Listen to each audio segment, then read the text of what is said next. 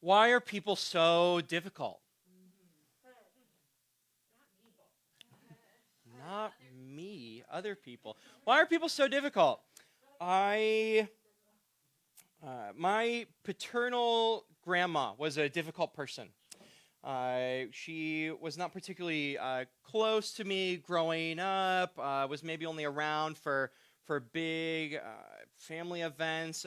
It was just one of those strained, kind of awkward, distant relationships. Maybe you have something like that in your family or your family context. And it always stuck out to me that our relationship was less than what it could have been and that she was slightly difficult because my maternal grandmother was just the exact opposite. You know, it was sort of everything that a relationship with a grandmother should be. She was really warm, affectionate, loved being at her house, was a place in the world where I just knew I would just get that rose-colored glasses view. Everyone needs one person in their life only one person in their life, but one person who views you with rose-colored glasses, and that was my maternal grandmother. And so I just knew that something was strange in my relationship with my paternal grandmother. And I have this one memory in particular of being at her house when I was in elementary school sometime, and we were playing a card game. And it was me and actually my little sister who was there with me and my grandma, and we were playing this card game, and we were getting near the end of it, and actually my little sister won the game. She played the last card and won the game.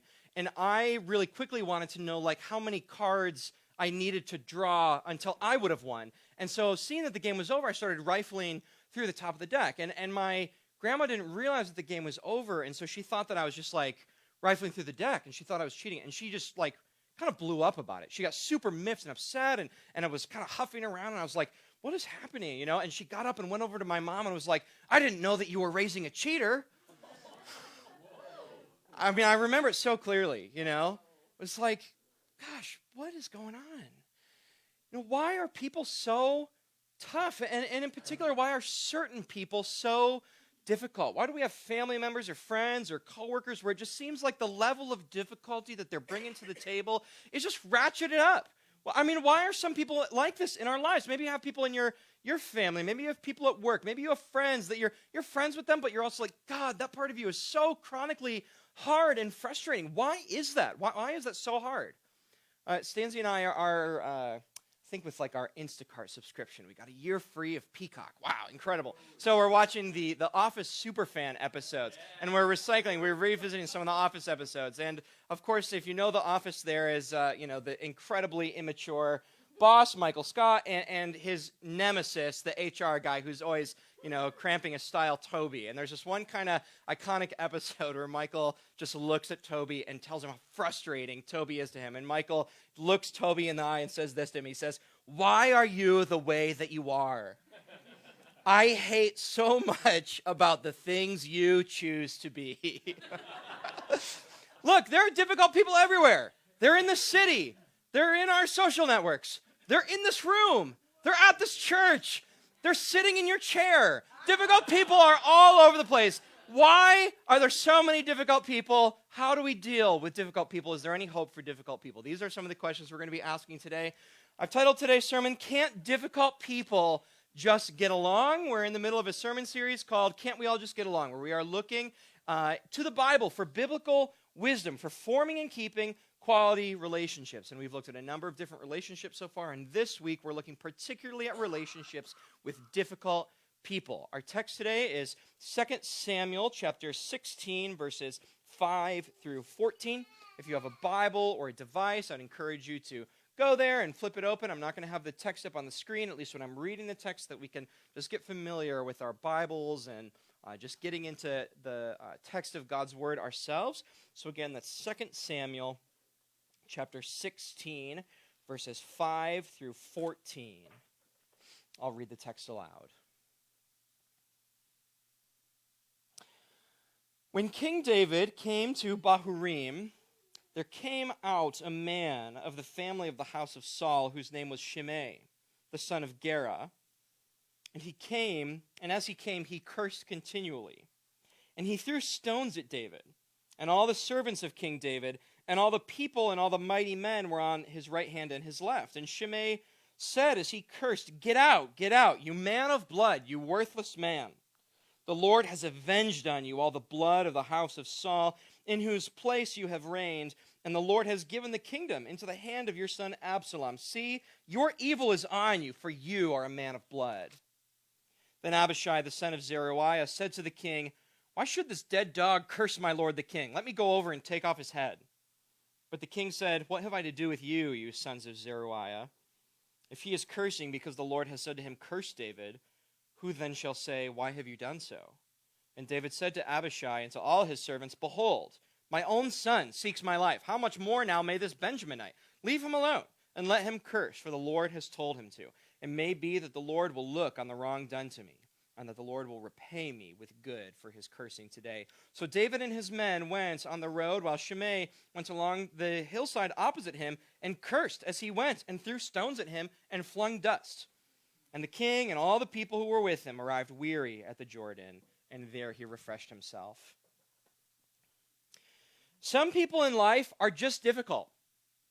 Some people in life are just chronically difficult. There are at least two kinds of chronically difficult people. People who are harmful, who are actually doing harm, and people who are just foolish, and they're sort of frustrating in their foolish difficulty. We see here in this text today Shimei, a harmful, difficult person. In the context of this text today, David has been king over Israel for some time, but now one of his sons is leading a revolt to try to take the throne, and David is having to flee for his life. And so he's fleeing outside the city with some of his most trusted men. And as he's doing that, this guy Shimei comes up and begins to act in this really kind of, if we were to take this out of context and take the way that Shimei is treating David into someone else, we'd say this is like a verbally and physically abusive context, right? This guy is not just sort of difficult in a kind of annoying, frustrating way. He's actively trying to harm David. And so, if we look at, say, verses 5 and 6, we see that he's cursing at David continually. He's verbally berating him with his words. And not only that, he's throwing rocks at him.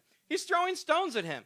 Which, we look at that, throwing stones. But, he's probably picking up some sizable... He's not just trying to be annoying. He's trying to hit people, So he's picking up rocks and is trying to do physical harm. Some people are difficult in this way. We have people that are challenging in our lives that are actually harmful, and they're doing things in our lives that are harmful. There's a second sort of difficult person, which is just sort of a foolish person. Someone who has some really chronic, annoying, frustrating thing about them, and it is just this really kind of frustrating thing.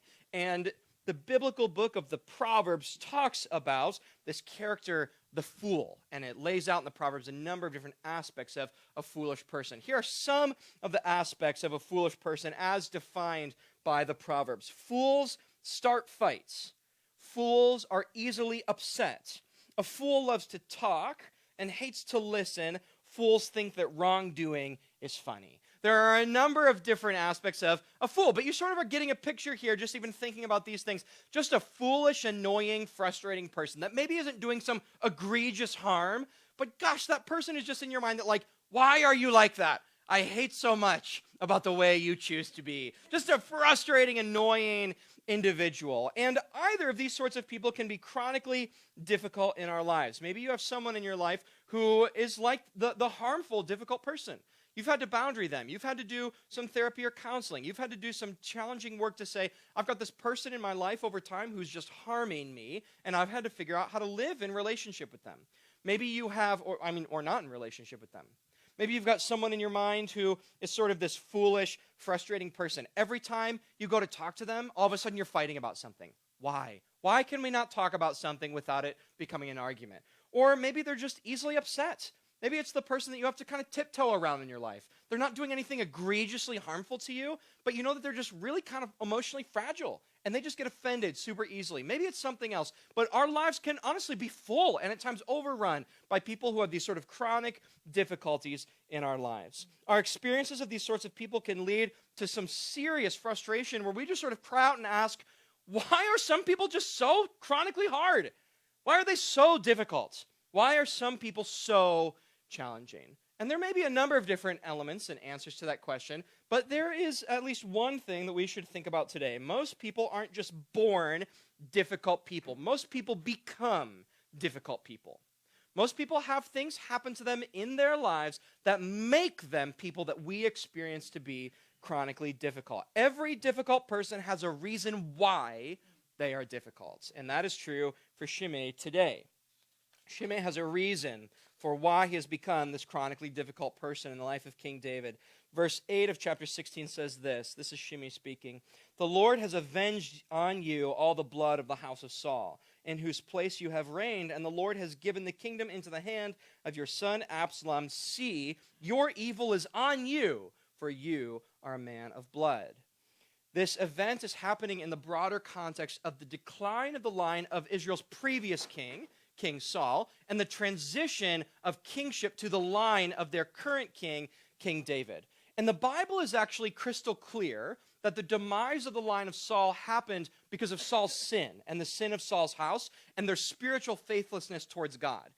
But to an observing human eye, what it would have looked like was happening was that David had made a play for the throne and had usurped Saul's line with his own line. And so if you were an insider in the house of Saul, you would have basically had to have been of incredible spiritual maturity and maybe even needed revelation from God in order to look past the obvious human thing that it looks like was happening to see that what was actually happening is that God was allowing Saul's line to decline so that David could be lifted up. And the Bible's actually really clear about how David's innocent in this transition of power. But to Shimei and most humans who were insiders in the house of Saul, it would have looked like David and his line had ruined the house of Saul, and not just ruined Saul's life, but wrecked the life of Saul's descendants. And there's some challenging stories in 2 Samuel about the cost that Saul's descendants paid for Saul's sin. And so Shimei has a very natural perspective in terms of how humans would look at this series of events. And so his hatred to David and his behavior towards David actually makes sense in this context. And difficult people in our lives have understandable reasons. It doesn't excuse their behavior. It doesn't mean that we need to respond to them. And, we're going to talk about all that. But they have understandable reasons for how they came to be the way that they are. And underneath the presenting difficult behavior of every challenging person is someone who has been abandoned, someone who's maybe been abused, someone who has had their hopes and dreams taken away from them, someone who's struggling with something that you and I can't see, but that is the animating pain underneath their difficult behavior. We need to be able to think about that and understand that, and when we're encountering difficult people, at least imaginatively enter into that. Otherwise, we don't have access to mercy towards difficult people when we're interacting with them. But even if we understand that a difficult person was made that way, and we are able to take on some merciful perspective towards them as a result, that doesn't mean that we just let them act towards us however they want to.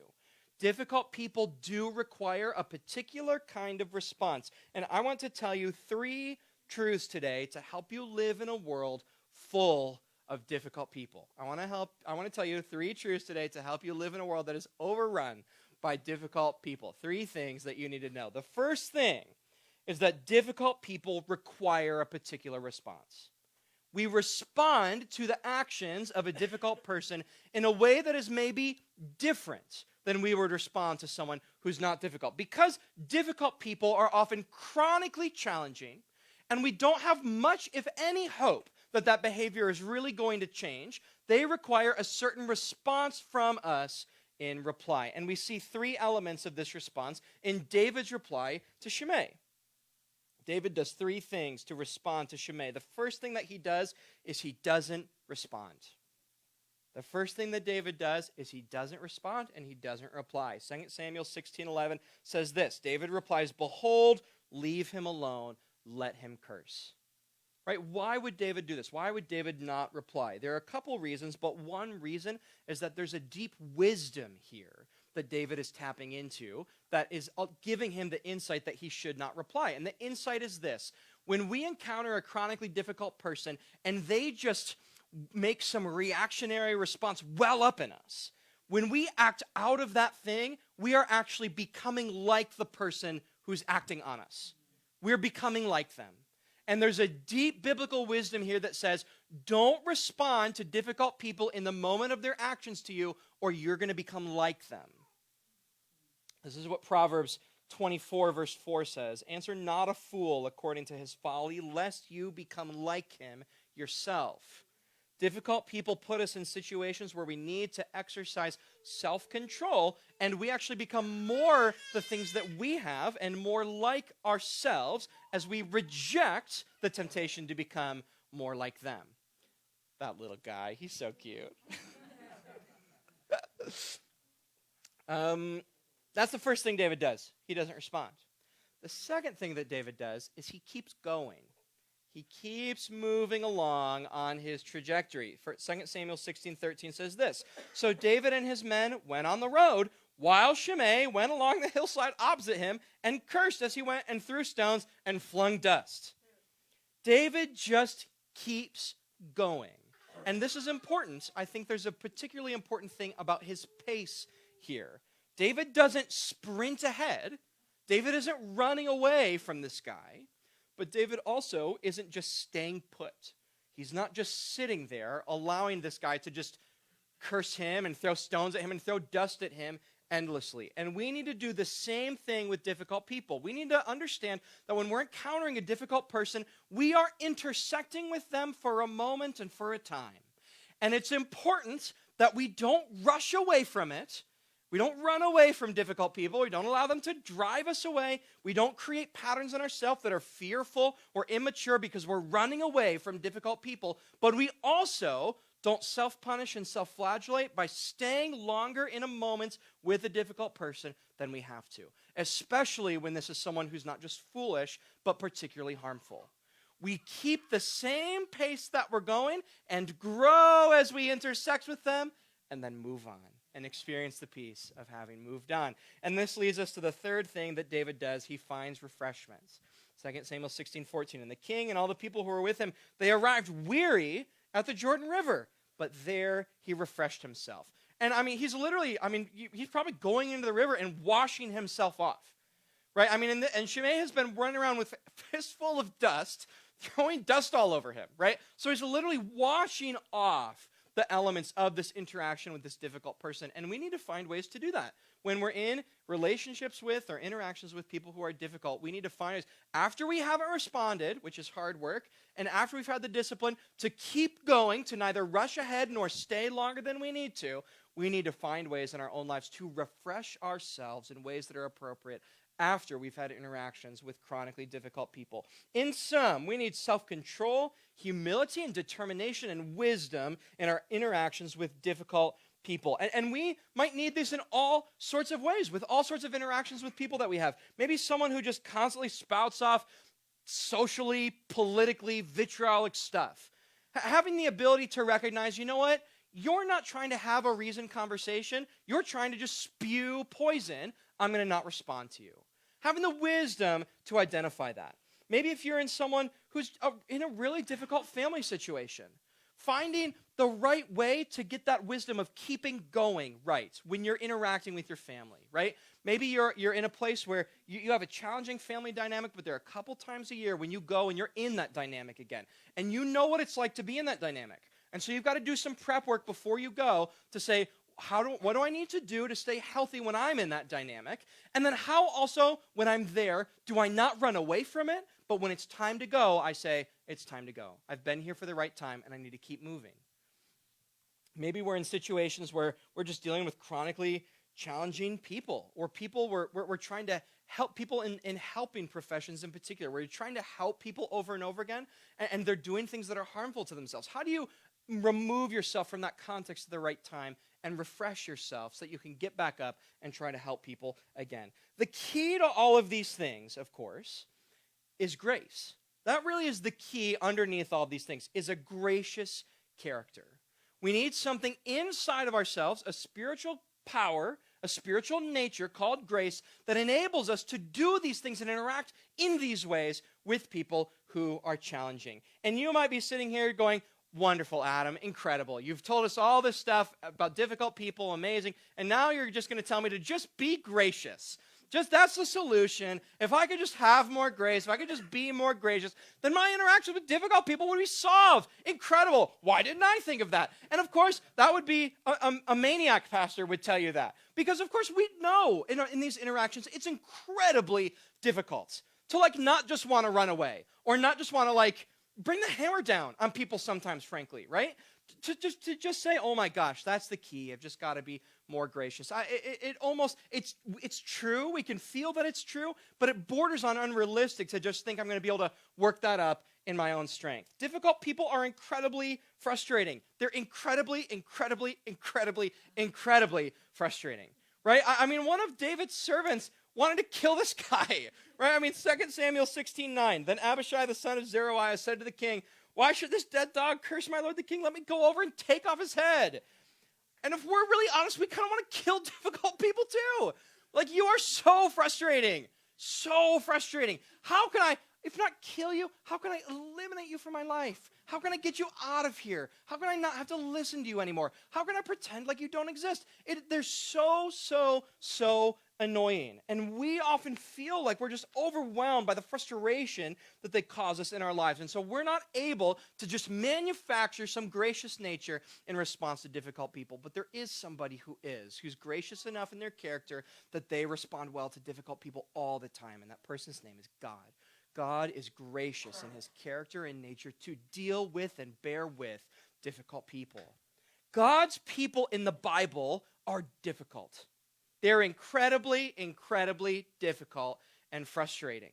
There's one moment in particular where God is just overwhelmed with his frustration at his people, their inability to get it right, their inability to learn, their inability to listen, their inability to follow even the most simple commands. This is what God says about them in Exodus 32, verses 9 to 10, after a key moment of disobedience. He says this, and the Lord said to Moses, I have seen this people, and behold, it is a stiff-necked people. Now therefore let me alone, that my wrath may burn hot against them, and I may consume them, in order that I may make a great nation of you. Right? God is looking at them, and he's like, I am so frustrated by these people. I would like to remove them from my presence. I would like to not have to be in communication with them anymore. And he uses a particular metaphor to describe how difficult they are, this metaphor of them being stiff-necked. He says this is a stiff-necked people. This is an identifier that's drawn from an agricultural metaphor of a farmer trying to put a yoke on an oxen. And the idea here is that, you know, the oxen are more powerful when they're yoked together, because the yoke is like a collar. It's like a wooden collar that rests over the tops of the necks of oxen, and then a little wooden collar comes and goes up under their neck and then under the neck of the other one, and it takes the power of one oxen and makes it the power of two oxen. Double the strength. Incredible. What an invention. But when the oxen is lifting their head up, like to say that they're stiff-necked is to say that they're straightening their neck and lifting it up over and over again, so you can't get the yoke on their neck and you can't get the collar over. It's like, it literally is like if you've ever tried to put a collar like on a dog, and they just keep picking their head up over and over again. In order to get it on, they have to literally just bow their head. They have to allow their neck to just be lax and relaxed, to bow their head so that the collar and the yoke can go on. And to say that they're stiff-necked, the image is like the farmer's trying to put the yoke on, and the oxen just keeps lifting their head up and straightening their head over and over again. They won't bow their head to allow the yoke to rest on them. And that's what God says his people are like. They're infuriating, frustrating people that will not bow their head to allow me to put my yoke on them. Of course, a yoke that Jesus said would be light and easy and not at all burdensome. But God is gracious in his character and in his nature to not be overwhelmed by that frustration, and to choose to have gracious responses to difficult people, unlike ourselves. God does not eliminate his people after this episode, and the reason is because God has something going on in his character called grace. Just after this, God reveals his character to Moses in a definitive way in Exodus 34, verse 6, and this is what the text says. The Lord passed before Moses and proclaimed, the Lord, a God merciful and gracious, slow to anger, and abounding in steadfast love and faithfulness. You do not have in your nature and your character the grace required to deal with difficult people, but God does. And this leads us to the second truth that you need to know in order to navigate a world overrun by difficult people. If you believed in God in your relationships with difficult people, you would get strength from God's character to be gracious when you otherwise don't have it in you to be gracious. If you believed in God in your relationships with difficult people, God would put his spiritual life in you to be able to act as he would towards difficult people.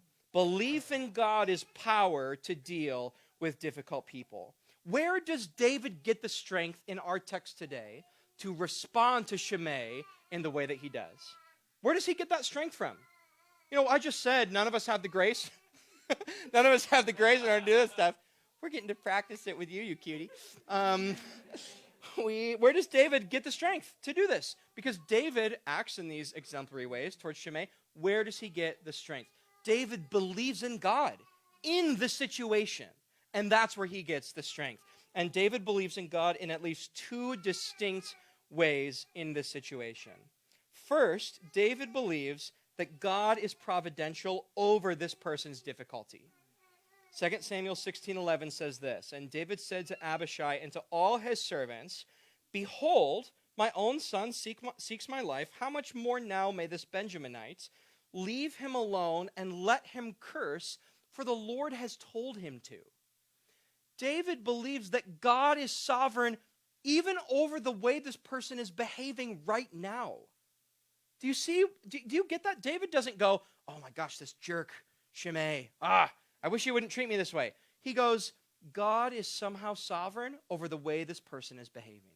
And so my response to this person is my opportunity to grow in response to something that God is sovereign over. He believes that, and that gives him power to respond in a certain way. The second thing that David believes is that he believes that if he is, at the end of the day, being wronged, that God will see it and that God will vindicate him. That's his second belief, that if he's being wronged, notice that he doesn't judge yet whether or not he's being wrong. He withholds that judgment and then says, but if I am being wronged, God will vindicate me and God will take care of it.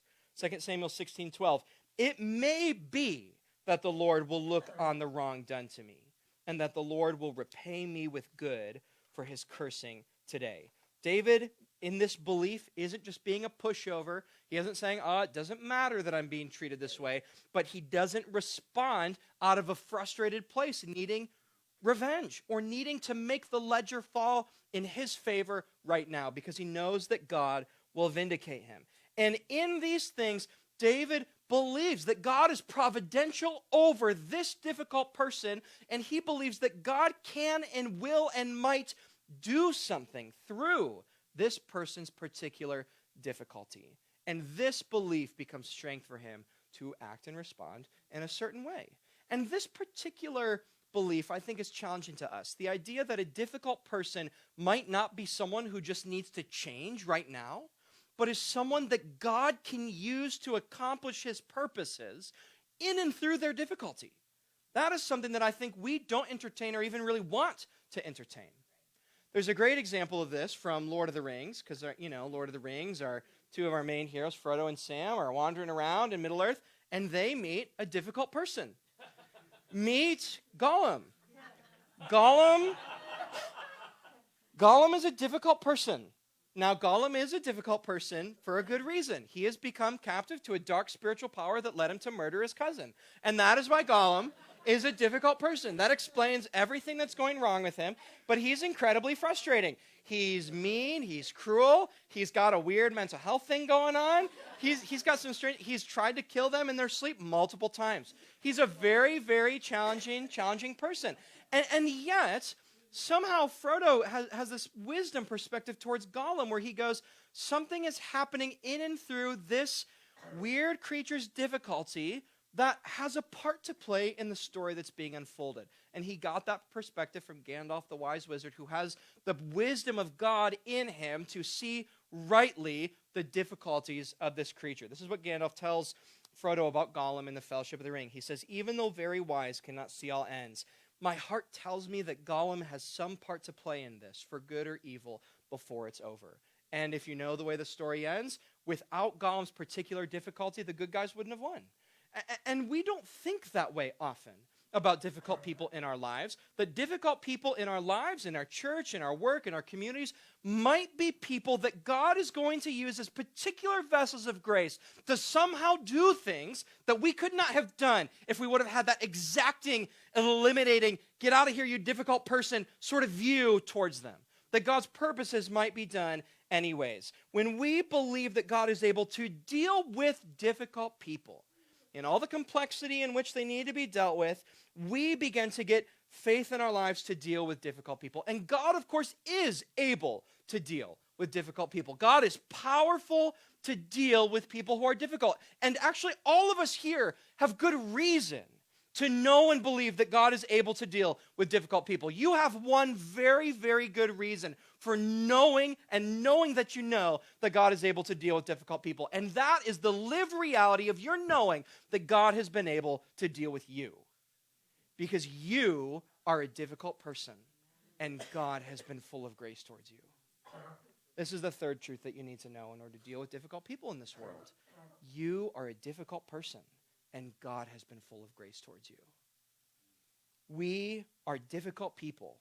We are cowardly, selfish, immature, unreliable takers. And when we bend and break, we have all these splintery sides that show up in our lives. And other people come up against them, and we are just splintering people over and over and over again all day long. And all of these things are signs of the way in which in our lives we are stiff-necked towards God. We will not just bow the head in our lives towards God. We will not just bow our head and say, God, you can have my body. God, you can have my job. God, you can, all the voices and thoughts in my head about what I should do and why and what's good. God, you can just have all of those things. I can think about them. I can ask critical questions. But at the end of the day, I have a posture in my heart that is just bowing the head before you, God, so that your good yoke can come on me. We have all these things in our lives that show all of these evidences of the ways that we hold God at arm's length because of our inability just to bow the head in our heart posture before God. And so we keep God's goodness and God's grace and God's wisdom and God's discipline and God's challenge and God's life at arm's length in our lives over and over and over again. And because of this, we're not just dying, we will die, and our lives are being ruined. Because we're just not able to just bow the head. But God knows this about us. God knows that we're difficult people, and he knows that we have something going on inside of us that is just this constant nature-filled rebellion, the raising of our head against God over and over and over again. And so God said, you know what, I will show up and bow the head on your behalf. I will bow my head on your behalf so that for all of humanity, you can take on a bowed-headed nature before me and receive my grace and goodness in your life. This is what God did in Jesus. This is what the Gospel of John tells us about one of the last moments in Jesus' life before he's about to die on the cross. This is John 19:28-30. After this, Jesus, knowing that all was now finished, said, to fulfill the scripture, I thirst. A jar full of sour wine stood there, so they put a sponge full of sour wine on a hyssop branch and held it to his mouth. When Jesus had received the sour wine, he said, it is finished, and he bowed his head, and he gave up his spirit. Jesus on the cross did the thing that none of us are able to do, none of us want to do in relationship to God. He gave himself up fully in his heart posture before God to say, God, your purposes can be done in my life, and I trust you with them. I'm going to stop fighting. And so he bowed his head and gave up his spirit and trusted God even with the life of his body. If we would bow our heads before God and then just acknowledge that we're difficult people, we would be saved out of our difficulties by God. But we won't do it. We just will not do it. And God knows it, and so he sent his son to bow his head on your behalf. You are a difficult person, and look how God has treated you, sending his son to bow his head on your behalf. When we believe in our lives and turn from our self-satisfied ways and say to God, Jesus, the most difficult person who's harming my life is me. The person whose difficulties are the most problematic in my life are mine, and yet you have treated me so graciously, and you have bowed your head in my stead. You've bowed your head in my behalf. That confession becomes spiritual life and power in our lives, to have real spiritual strength in every area of our lives, but also primarily to then begin to deal with difficult people in the way that God does. Because when we see and believe how Jesus has treated me, we gain endless spiritual strength to deal with difficult people. There are three things that begin to happen in our lives when we gain this spiritual strength to welcome difficult people the way Jesus welcomed us. First of all, we become strength. We have strength in our lives, in our communities, in our churches to welcome people that the world will not welcome. The church should be a place that welcomes people that the world will not welcome. The church can't allow people in their particular difficulties to make the whole life of the church orbit around them. That can't happen. We need to be able to keep going in the direction that we're going. But the church absolutely should be a place that welcomes people who are difficult. And Vineyard Manhattan is that place. We have been that place, and we'll continue to be that place where we will allow other things at times to be sacrificed in order to say, you honestly are a difficult person and you are at home here. We're not going to orbit everything around you, but you can belong here and be at home here. We will welcome difficult people, and this becomes a sign to the world once they look and see it to go, why on earth do those people have a home there? Who's welcoming those people? How is that community able to have the grace to welcome people who are hard to welcome? We get it because Jesus has welcomed us, and we are difficult. And when the world sees that, they see something of the life of God. That's the first thing that happens. When we believe in how Jesus has treated us as difficult people, we become people who have power to welcome people who are difficult. The second thing that happens is that God begins to work among us in some weird, strange, and surprising ways, because we've got some difficult people running around. In fact, we kind of all are. And so God is going to do things in our community that can't be planned for, they can't be strategized into, they can't be manufactured, because they're just weird, strange means of grace that God is going to pour out into our community, particularly through the ways in which we're difficult and the ways in which we're growing up. And the first way that this begins to happen is if everyone who thinks that they're normal in the community begins to get honest about the fact that they're not. That's the first way that it happens. The first way is when everyone who thinks, I'm normal, I'm not a difficult person, I do everything right, all those people over there are the challenging people, all those people show up and go, actually, I am a difficult person. And I've got some things that are super frustrating about me. They just are. I do. I have something that's super frustrating about me. Many of you have come up against this. I, unfortunately, am chronically 5 to 7 minutes late. I am. Everywhere I go. You've been frustrated by that at some point. I'm honestly sorry about it. I also don't know if it's ever going to change. But that's not me saying, just orbit around me. Well, I don't know. I'm kind of the pastor. Maybe I have to. But it's like, it's hard about me. It's an unfortunate thing about who I am. And when we all start to do that, when we all start to just say, you know what? I do have one or two things that are just challenging about me. When we begin to tell the truth about that, first of all, we become a community who just lives in reality and tells the truth. But we also begin to get huge stores of grace to see people who come in with things that are significantly challenging to welcome and to go, you are welcome here. You are just one of many difficult people who have found welcome in the family of God. And so we love to get to welcome you too, because I've found welcome here. That's the second thing that begins to happen. God begins to work among us in our difficulties. And then third and finally, we begin to open up the opportunity that in relationships with difficult people in our lives, we'll see God do things that are really wonderful and miraculous. That God might, in our lives, give us just little miracles of grace and restoration in relationships with people who are really hard and challenging and difficult. And this is what God did for me in my relationship with my paternal grandmother. I had a really hurt attitude towards the ways in which she kind of just failed to be the embodiment of what a grandmother should have been. And one day I was doing a road trip of Michigan with my then girlfriend who challenged me in a way that only a future wife should. And, I was just telling her, like, these are all the reasons why I'm hurt by this person. And, she was like, okay, yeah, those are all valid things, but you really only have a few grandparents. And so you kind of have to decide up against that limited resource how you want to reply and how you want to respond to this person. And I, for the first time, had just a little moment of insight where I was like, maybe I'm a difficult person in this relationship.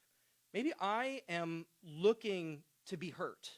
And then when I am, I hold a big grudge about it. And I'm just super ungracious towards this person.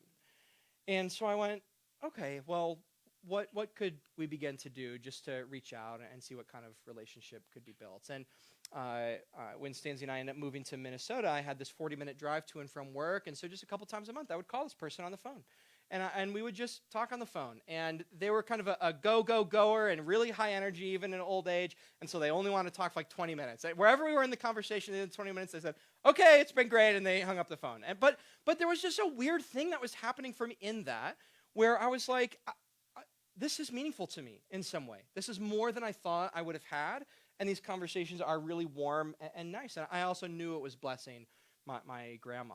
And, it's not like I said, this is everything this relationship could have been, right? It's not like I pretended like this person was an incredible grandparent. But because I just moved through some of that and moved through some of that hurt through just a right challenge by the right person at the right time, I got something from them that I wouldn't have gotten otherwise. One day I was driving home and we were, just chatting on the phone like we normally did. And she was like, okay, I'm done. We went to hang up the phone again. And right before she hung up the phone, out of the blue, she went, Adam, I've always loved you. You know that, right? I was just shocked. I mean, just totally floored. And a month later, she had a heart attack suddenly and passed away in her apartment. I would have never, ever gotten that if I hadn't been able to just get something from the right person challenging me, and also from belief in God that said, I should bring something different to this relationship. And again, it doesn't mean that, this is the weird thing about these sort of miracles in relationships with difficult people. God almost never restores it to everything it could have been if they would have gotten everything right. That's not what he does. But he gives us something that we would have not gotten unless we walked that weird, painful road to that place. And that's what God can do in our relationship with difficult people. He won't restore that person to what they should have been, but he can give you something that you wouldn't have gotten unless you had walked the painful road to get to that place. That moment in my relationship with my grandmother is such a powerful and meaningful moment for me. I know that God can do that in your relationships with people in your life that are challenging. God does that with all of us when we come to him and say, Jesus, I'm a difficult person. You know that already. You have been gracious to me through your son at the cross. And that, when we believe that, becomes strength to begin to treat difficult people in a different way in our lives, to become a sign to the world of a community that's able to welcome people who are difficult, but then also to begin to open the door and hold out hope that God might have some wonderful, miraculous sign of something in our lives in the people that we find difficult in our own lives. Amen.